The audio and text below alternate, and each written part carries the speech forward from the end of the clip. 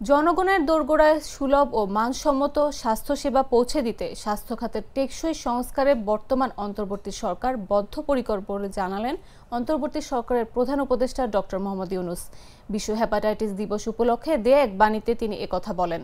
Doctor Mohammad Yunus বলেন, দিবসটির এবছরের প্রতিপাদ্য hepatitis let's break it down, যা হেপাটাইটিস নির্মূলের লক্ষ্য অর্জনে তাৎপর্যপূর্ণ হয়েছে। তিনি আরও বলেন, লিভার রোগ সম্পর্কে অজ্ঞতা, সময়মতো চিকিৎসা গ্রহণ না করা এবং বিদ্যমান নানা কুসংস্কারের কারণে বাংলাদেশে লিভার রোগের প্রকোপ দিন দিন মারাত্মক আকার ধারণ করছে।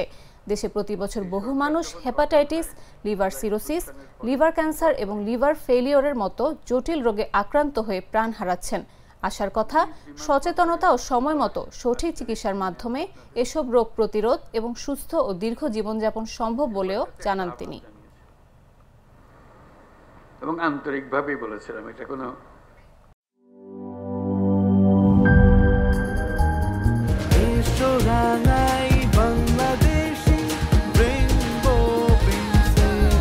রেইনবো পেইন্টস, ছড়াও জীবনের রং।